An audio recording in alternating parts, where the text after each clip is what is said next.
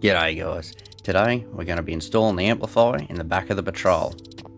Installing an amp in a car is a pretty straightforward activity, but for those who haven't done it, the task can be a little bit daunting with plenty of wires going all over the place. This is going in the Patrol, but it's the same thing for any car you're putting it in. Now this is one of the newer style amplifiers on the market. It is a Kenwood to go with the rest of the car, and it's digital, which means it's a lot smaller and still pumps out the same amount of power. Now as you can see, not much comes in the box with this, just the amplifier, some instructions and a little bit of wiring. You are going to need that full wiring kit that you've seen in the other video, and a few other little bits we'll find along the way.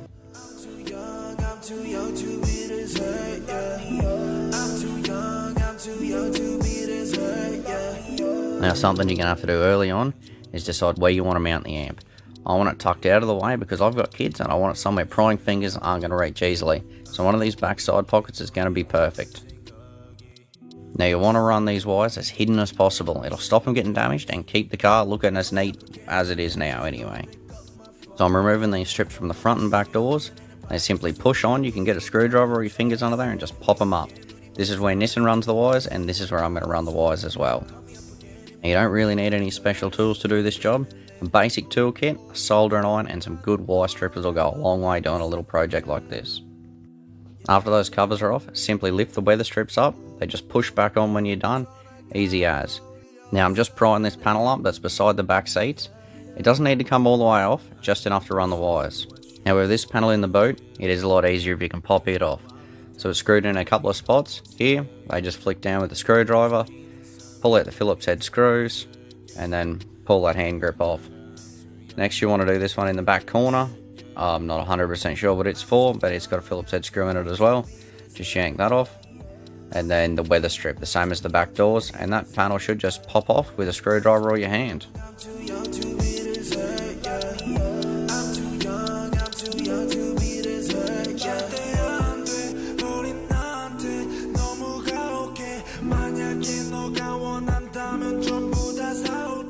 It doesn't need to come right out of the car, doesn't matter if the seatbelt's still through it, we've got access to where we needed it. As you can see now, we've got a strip through from the back door to where the amplifier is going to be located. That's going to make things a hell of a lot easier running these wires and keeping them out of the way. Next I've jumped up to the front of the car to remove the kick panel. It's only got one Phillips head screw in it and then the weather strip holding it on. After you get that out, it just pulls off. Everything's really easy in these Nissans.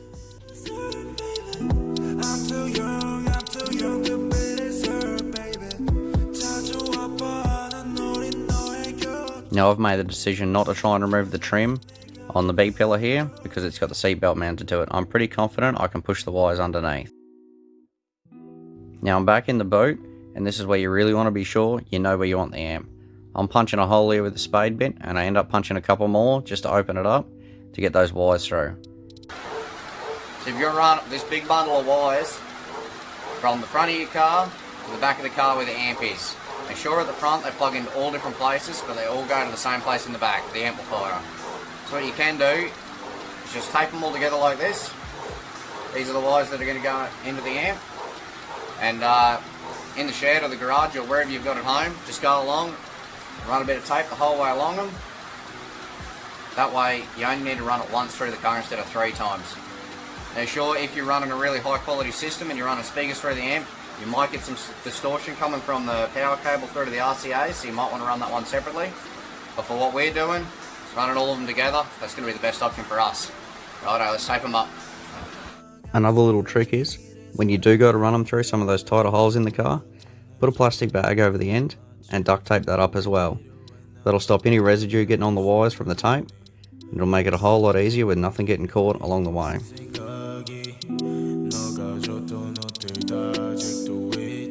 Now like I said, I'm starting at the back of the car, so I'm pushing these wires in from the back door, along behind this panel, and then up through the holes we've already pre-drilled. There it is there.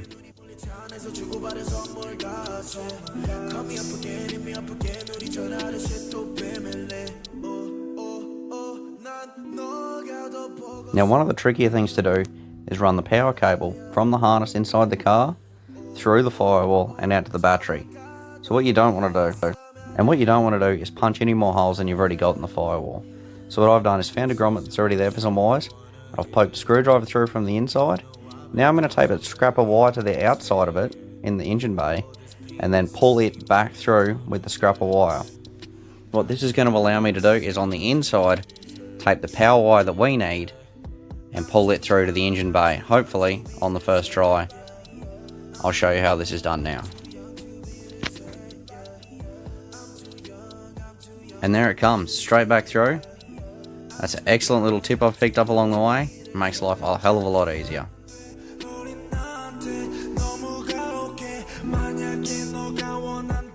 Now that the wires are pretty much run all the way through the car, we split off the RCAs and the accessory wire that'll turn the amp on when the stereo comes on. Now I'm using this amp to power a little project I'm mounting in the back doors. Now I'm not quite ready to install those yet, so I'm just coiling up the wire here under this kick panel. If you're running subs or something in the boot, these wires will go straight to them. Now it's time to jump back to the engine bay, find a suitable location to mount that fuse, and you'll have to cut the power wire to splice it in.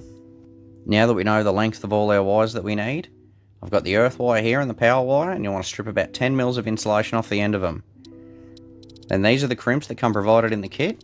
You want to slide them over the top and then crimp them up with a good set of pliers. Next, I solder in the end of them, and then finally I put shrink wrap over the end to make sure nothing's coming loose and everything's insulated.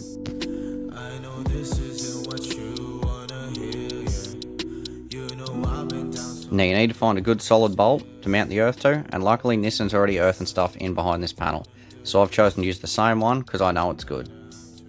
And finally, this is the wires coming through the hole. Now it's time to plug them all into the amplifier and get this thing set up.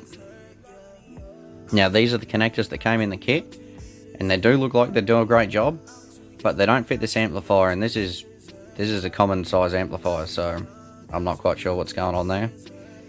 Anyway, for the time being, I'm just going to push the wires in the old-fashioned way and tighten them down, making sure none of them are touching each other. I've chosen to bridge my speaker wires here to drop this down to a 2-channel amplifier instead of the 4 that it comes as. Now I have only run one set of RCAs through the car. You could run 2, but I chose to just run 1, and I'll pick up a couple of splitters next time I'm in town to make sure all 4 channels on this are working properly, which, like I said, we've bridged down to 2, but to make sure everything's working as it should.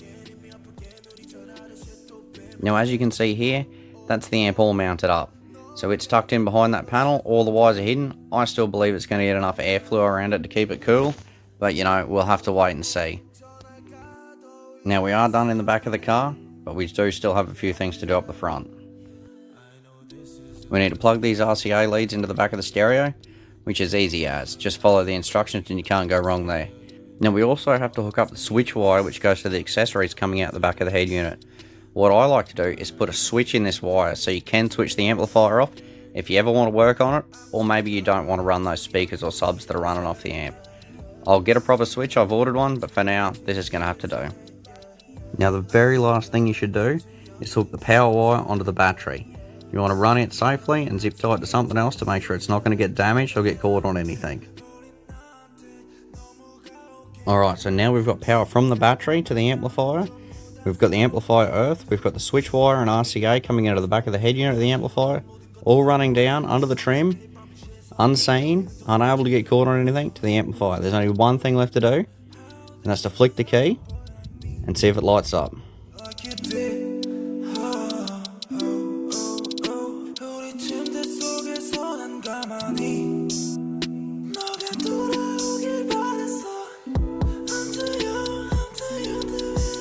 There you go guys, that little red light means we've got power to the amplifier and everything's running as it should.